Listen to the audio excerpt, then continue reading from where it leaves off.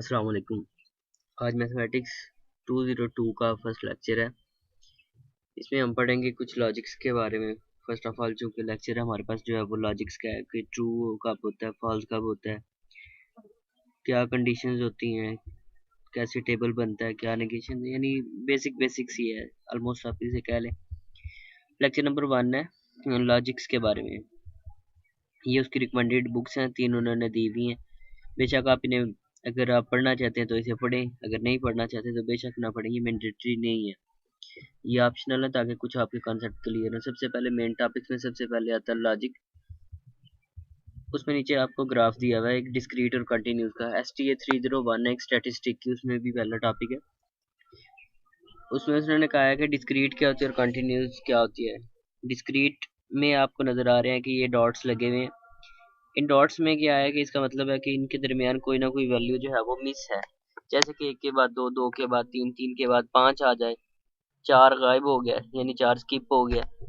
लेकिन कंटिन्यूटी में क्या होता है कि कंटिन्यूस होता है। बिल 1 के बाद 2, 2 के बाद 3, यानी विदाउट स्पेस या विदाउट जंप आप कह लें कि वैल्यूज इसमें आती हैं।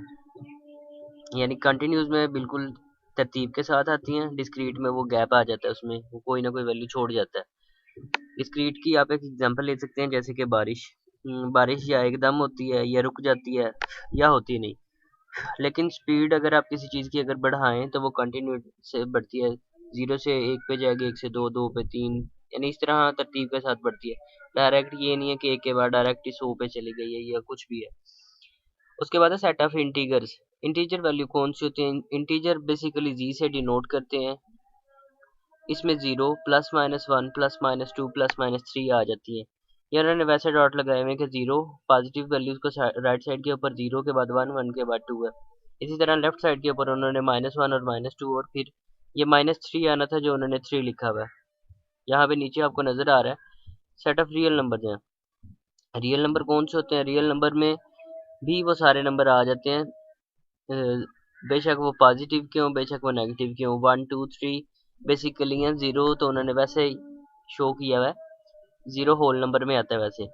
0, 1, 2, 3, -1, -2, -3 रियल नंबर में उन्होंने ये आपको दिए हुए हैं। लेफ्ट साइड पे आपको फिर नेगेटिव नंबर शो करवाए हुए हैं, राइट साइड के ऊपर आपको पॉजिटिव। उन्होंने कहा what is discrete mathematics. Discrete mathematics क्या है? डिस्क्रीट मैथमेटिक्स एक ऐसा प्रोसेस है जो कि consist of sequence of individual steps. जो इनके दरमियान स्टेप्स आ रहे हैं ना, जो इनमें इन्वॉल्व हैं, उनके जो है वो केस स्टडी है। लॉजिक्स क्या है? Logic is the study of the principle. Logic एक ऐसा मेथड है जिससे आप क्या कर सकते हैं, डिस्टिंग्विश कर सकते हैं, फर्क तजाद मालूम कर सकते हैं, वैलिड एंड इनवैलिड आर्गुमेंट्स। यानी वो आपको कुछ स्टेटमेंट्स देते हैं, उनमें आपने क्या करना है कि आपको फर्क बताता है। सबसे पहले तो कहा है सिंपल स्टेटमेंट। सिंपल स्टेटमेंट कौन सी होती है? A simple statement is a statement that either true, या वो ट्रू होती है या वो फॉल्स होती है। दो दो उन्होंने कहा है जी, या वो ट्रू होती है और फॉल्स, या वो फॉल्स होती है। लेकिन उसने कहा है बट नॉट बोथ, लेकिन वो दोनों नहीं हो सकती। यानी सिंपल स्टेटमेंट में या तो वो स्टेटमेंट ट्रू होगी या वो स्टेटमेंट फॉल्स होगी। और ऐसी स्टेटमेंट को उन्होंने कहा है कि प्रोपोजिशन से उन्हें जाना जाता है या रेफर किया जाता है। उसकी एक एग्जांपल दी हुई है। अब यहाँ पे एग्जांपल में क्या, 2 जमा 2 बराबर है 4, या ये ट्रू है या ये फॉल्स है। 2 जमा 2 सबको पता है कि 4 होता है, या ये ट्रू होगी है, ठीक है। लेकिन it is Sunday today, today की वो बात कर रहे हैं। अगर तो ये संडे है देन ये ट्रू है, अगर नहीं है संडे तो ये फॉल्स है। उन्होंने कहा ट्रूथ वैल्यू के लिए, ट्रू के लिए आप टी लेटर को इस्तेमाल करते हैं, और फॉल्स के लिए उन्होंने कहा कि आप फॉल्स को यानी एफ को इस्तेमाल करते हैं। यहाँ पे उन्होंने फिर एग्जांपल दी हुई है जो प्रोपोजिशंस हैं, जो प्रोपोजिशंस नहीं है। प्रोपोजिशन में कहते हैं grass is green, grass green होता है, 4 + 2 6 होता है, 4 + 2 7। अब यहाँ पे क्या, ग्रास ग्रीन होता है, ये ट्रू है, ये भी ट्रू है, ये फॉल्स है, ठीक है, ये ट्रू है। इस तरह not proposition close the door, इसमें स्टेटमेंट जो है वो पता ही नहीं है। X is greater than 2, he is very rich, ये तीनों स्टेटमेंट्स का हमें पता ही नहीं है कि ये क्या चीज़ है। इनके बारे में हम ना ट्रू कह सकते हैं ना फॉल्स कह सकते हैं। क्लोज द डोर, कौन सा डोर, कहाँ पे है डोर, किसका डोर, यानी दरवाजे का है, सॉरी रूम का है, ऑफिस का है, किसका है? डोर जो आपने बंद करना है। ही x is greater than 2, x बड़ा होता है 2 से। अब ना उसने वो रिलेशन बताया कि कहाँ पे एक्स बड़ा है 2 से। ही इज वेरी रिच, यहाँ पे ही कहा गया, मेंशन नहीं किया गया कि फला बंदा रिच है या ये रिच है। रूल क्या है? उन्होंने कहा है if a statement is preceded by another sentence that make a pronoun or variable reference clear, then the sentence is the statement। अगर वो कह रहा है कि उसने clearly आपको बताया गया हो, वाज़ेह अल्फाज में उसने आपको कहा हुआ हो, देन आप कह सकते हैं कि ये स्टेटमेंट है, अदरवाइज स्टेटमेंट नहीं है। एक्स बराबर है 1 के, स्टेटमेंट समझ आ रही है। एक्स बड़ा है 2 से, उसने कहा जी एक्स बड़ा है 2 से is a statement with truth value false. यहाँ पे उसने क्या कहा है कि ये ट्रुथ वैल्यू है, ठीक है, ये ट्रुथ वैल्यू हो सकती है, लेकिन ये क्या है? गलत है। उसने कहा फॉल्स, फॉल्स ट्रू। ये रिलेशन की वो बात कर रहा है, ये डायरेक्ट नहीं वो कह रहा। Bill Gates is an American, Bill Gates एक अमेरिकन है, वो अमीर है। यहाँ पे उसने कहा इस बिल गेट्स और ही इज रिच के हिसाब से, क्योंकि पहले बिल गेट्स कहा गया है और यहाँ पे फिर उसने कहा ही इज वेरी रिच। यहाँ पे उसने फिर इसका बताया बिल गेट्स का, यहाँ पे उसने कहा जी ये ट्रू है। और यहाँ पे इसने x is greater is equal to 1 के हिसाब से एक्स इज ग्रेटर देन 2 इस्तेमाल किया कि एक स्टेटमेंट तो ठीक है ये, लेकिन इसका रिजल्ट जो है वो फॉल्स है, क्योंकि ऊपर उसने कहा एक्स बराबर है 1 के, यहाँ उसने एक्स का है बड़ा है 2 से, तो वो फॉल्स रिलेशन बनता है, क्योंकि एक तो बड़ा नहीं होता 2 से, तो फिर यहाँ पे ये गलत है। उसके बाद है अंडरस्टैंडिंग स्टेटमेंट। कुछ स्टेटमेंट उन्होंने कहा है जिसमें थोड़े से कम्प्लेक्सिटी इस्तेमाल की जाए। एक्स प्लस 2 इज पॉजिटिव, क्या एक्स जमा 2 एक पॉजिटिव है? अब हमें एक्स की कीमत ही नहीं पता। अगर एक्स की कीमत -3 हो, -3 जमा 1 जमा 2 -1 होगा, लेकिन वो स्टेटमेंट तो नहीं है, ना हमें पता है स्टेटमेंट क्लियर, ना उसने एक्स की वैल्यू दी है, ना हमें कुछ। मे आई कम इन, ये भी स्टेटमेंट नहीं है, वो कहाँ पे एंट्री करना चाह रहा है। लॉजिक इज इंटरेस्टिंग, ठीक है, ये स्टेटमेंट है। It is hot today, यानी जिस चीज की आपको समझ है वो स्टेटमेंट है, जो नहीं आ रही समझ में नहीं है। कंपाउंड स्टेटमेंट कौन सी होती है? दो स्टेटमेंट्स को, यानी एक सिंपल स्टेटमेंट और कोई भी दूसरी स्टेटमेंट को इकट्ठा कर देना, जोड़ देना, उन्हें दो स्टेटमेंट्स को बेसिकली इस्तेमाल करना एक लाइन के अंदर, कंपाउंड स्टेटमेंट कहलाता है। लॉजिक कनेक्टिविज में क्या है? 3 + 2 = 5 and Lahore is a city in Pakistan. अब यहाँ पे 3 + 2 = 5 एक अलग से सेंटेंस है और एंड लगा हुआ है, ठीक है। एंड, और नॉट, ये बेसिकली 3 लॉजिक के जो है वो ऑपरेशन है। एंड ऑपरेशन, और ऑपरेशन और नॉट ऑपरेशन। 3 + 2 = 5 एक स्टेटमेंट ये एंड लगाया गया, और फिर Lahore is a city in Pakistan, यहाँ पे दो, यानी दो स्टेटमेंट्स को इस्तेमाल किया हुआ है। यहाँ पे नीचे उसने कहा हुआ है कि एंड और नॉट जो है वो क्या कहलाते हैं? लॉजिक कनेक्टिव्स कहलाते हैं। अब इनके सिंबल्स के बारे में वो कह रहा है, उसने कहा जी स्टेटमेंट को सिंबॉलिकली हम लेटर इस्तेमाल करेंगे P Q and R, P Q और आर को हम इस्तेमाल करेंगे। उसने कहा जी एग्जांपल है पहली, पी बराबर है Islamabad is the capital of Pakistan, और क्यू का है 17 इज डिविजिबल बाय 3। ये कनेक्टिव्स हैं, ठीक है। नेगेशन, कंजक्शन, डिसजंक्शन और कंडीशनल और बाई कंडीशनल। आगे उनके मीनिंग दिए हुए हैं। नेगेशन कहते हैं नॉट के मीनिंग में, कंजक्शन एंड को कहते हैं, डिसजंक्शन आर को कहते हैं, कंडीशनल कंडीशन होती है इफ देन। उसके बाद फिर बाई कंडीशनल क्या होती है? इसमें दो कंडीशंस होती हैं, इसलिए इसे बाई कहा जाता है। बाई दो को मीनिंग में आता है, इफ एंड ओनली इफ। ये उसके जो सिंबल्स हैं, ये बाई कंडीशनल का है, ये कंडीशनल का है। इसे पढ़ते हैं इफ देन, इसे और पढ़ते हैं, इसे एंड पढ़ते हैं, इसे नॉट पढ़ते हैं। ये टाइल्ड का सिंबल है वैसे, इसे यहाँ पे नॉट पढ़ते हैं, ये आगे उसने लिखा हुआ है। ये टाइल्ड है, ये हैट है, ये वेल है, ये एरो है और ये डबल एरो है। अब नीचे एग्जांपल हम देखते हैं, फिर वाज़ेह समझ आ जाएगा थोड़ा। ऊपर कुछ उसने सेंटेंस दिए हुए हैं कि पी अगर Islamabad is the capital of Pakistan हो, क्यू अगर 17 डिविजिबल हो। पी एंड क्यू यानी इस्लामाबाद एक तो कैपिटल है पाकिस्तान का, और ये आ गया एंड। ये एंड जो इस्तेमाल हुआ है, ये वाला और ये वाला सिंबल है, यहाँ पे ये वाला सिंबल है पी एंड क्यू। इसी तरह और के लिए ये वाला और इस्तेमाल हुआ है, ये वाला और ये नॉट जो नजर आ रहा है, ये नॉट इस्तेमाल हुआ है यहाँ पे।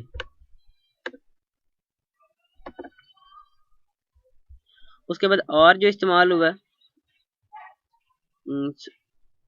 और सिंपली, या फिर हम इसे ऐसे भी लिख सकते हैं, उसने कहा है कि ये वाला नॉट है कि Islamabad is not the capital of Pakistan. ये इंग्लिश वाले नहीं है, ये लॉजिक्स हैं, ये एंड आर और नॉट, कुछ ये गेट्स भी हैं फिजिक्स के अंदर। अच्छा जी, उसके बाद उसने कहा translating from English to symbols. अब इसे ट्रांसलेट करना है कि सिंबॉलिकली फॉर्म में। ये इंग्लिश सेंटेंसेस हैं और ये इनकी सिंबॉलिकली नोटेशन है। ये ऐसे इन्हें नोटेट किया, कहा गया कि ये ऐसे इसे हम पढ़ेंगे कैसे कि इट इज नॉट हॉट।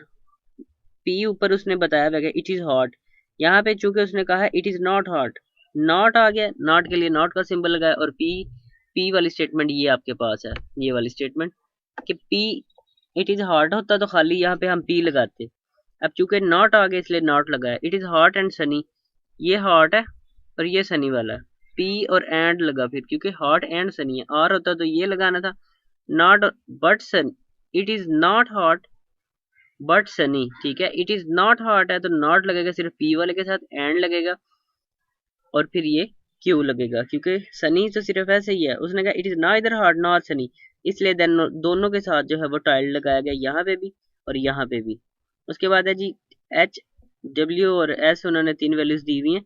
अब 3 वैल्यूज के दरमियान किस तरह, ये कंपाउंड स्टेटमेंट है क्योंकि इनके स्टेटमेंट्स में और स्टेटमेंट इस्तेमाल हुई है। एक ये जिया इज हेल्थी, उसके बाद wealthy and but not wise, ठीक है। ये 3 स्टेटमेंट इस्तेमाल हुई है, Zia is healthy and wealthy, 2 statement यहाँ पे होगी, बट नॉट वाइज तीसरी यहाँ पे होगी। उसने कहा जिया इज हेल्दी के लिए एच, वेल्दी के लिए डब्ल्यू एंड एस उसके लिए, ठीक है, वाइज के लिए। उसने कहा Zia is healthy and wealthy, H and W आ गया हमारे पास यहाँ पे कि जिया हेल्दी भी है और वेल्दी भी है। उसके बाद बट नॉट वाइज, ठीक है। नॉट वाइज के लिए उसने कहा कि और, लेकिन उसने फिर कहा है वाइज नहीं है, ठीक है, तो इसलिए नॉट एस लगा है। Zia is not healthy, not लगा जिया के साथ, और फिर उसने कहा but is wealthy and wise, इसलिए एच वेल्दी के लिए और वाइज के लिए H. Zia is neither healthy यानी not H and wealthy, and लगा ये एंड का सिंबल, एंड नॉट, और ये फिर ये दूसरा वेल्दी एंड नॉर वाइज है, इसलिए तीसरे के साथ भी ये। ट्रांसलेटर सिंबॉलिकली टू इंग्लिश, अब इसे इंग्लिश में कैसे लिखेंगे। नॉट सी, तो Ali is not a computer science student, चूंकि Ali is a computer science है, यहाँ पे नॉट लगा इसलिए हमने नॉट का इस्तेमाल करना था। सी और एम है हमारे पास। अब इसमें क्या, Ali is a computer science student, ये ऊपर आपको लाइन नजर आ रही है ये वाली, Ali is a computer science student but not लगा हुआ है, सॉरी आर लगा हुआ है, और Ali is a good in mathematics यहाँ पे लिखा हुआ है, एम एंड नॉट सी, ठीक है। अब एम क्या है हमारे पास, एम में Ali is a good in mathematics but not A, ये नॉट आ के लिए ये वाला and not a mathematic, not a computer science student. उसके बाद क्या है जी, ट्रूथ टेबल इनका कैसे बनेगा। ट्रूथ टेबल के लिए ये नेगेशन है, उसने कहा जी क्या है कि if p is a statement variable then negation of p is not p and is denoted by not p। अगर आपने p का negation लेना है, negation बेसिकली not में आएगा यहाँ पे। उसने कहा अगर p का not लेना है तो हमने not p लगाना है, और वो किस तरह लगेगा कि हमने p के साथ not लगाना है। अब ट्रूथ टेबल देखते हैं, समझ आ जाएगी। अगर आपको सिर्फ और सिर्फ 2 वैल्यूज दे p और q की, ठीक है, तो आपने सिर्फ और सिर्फ 2 ट्रू लगाने होते हैं, 2 फॉल्स लगाने होते हैं। फिर क्यू के लिए ट्रू फॉल्स और ट्रू फॉल्स लगेगा। लेकिन अब क्या है कि सिर्फ और सिर्फ पी उसने दिया, इसलिए सिर्फ एक ट्रू लिया और एक ही फॉल्स लिया हमने। अब पी का नॉट क्या होगा, नॉट पी इसके सामने अगर वैल्यूज ट्रू हो तो फॉल्स कर देनी है, फॉल्स हो तो ट्रू कर देनी है। कंजक्शन में क्या एंड इस्तेमाल होता है। एंड यहाँ पे आपने इस्तेमाल करना है, इसके दरमियान हैट का सिंबल लगेगा, ये एंड के लिए है।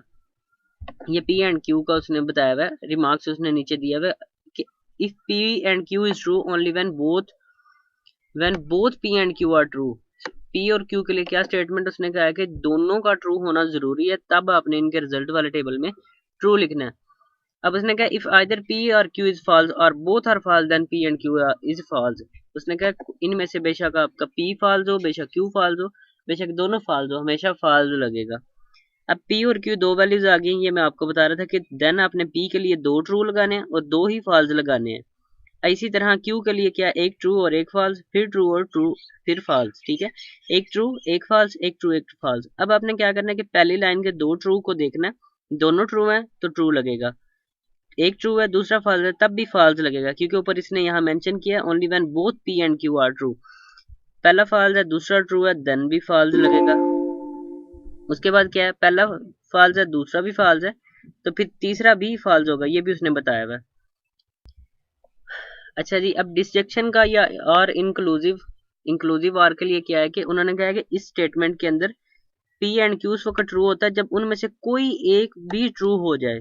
ठीक है, इसके लिए स्टेटमेंट और होती है कि इनमें से कोई भी एक, बेशक उसने कहा सिर्फ और सिर्फ उस वक्त ये फॉल्स होता है when both P and Q are false. ठीक है, तो ये आपने याद रखना है कि आर में कोई एक ट्रू भी आ गया तो ट्रू होगा, अदरवाइज दोनों फॉल्स होंगे तब फॉल्स आएगा, बाकी हर स्टेटमेंट के लिए ट्रू वैल्यूज होंगी।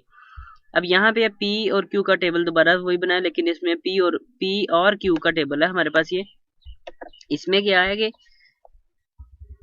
पी और क्यू के लिए क्या करना है हमने कि पी ट्रू है क्यू ट्रू है तो फिर ट्रू है, ये बाय डिफॉल्ट है वैल्यू पी और क्यू की, क्योंकि पी के लिए दो ट्रू दो फॉल्स, क्यू के लिए ट्रू फॉल्स।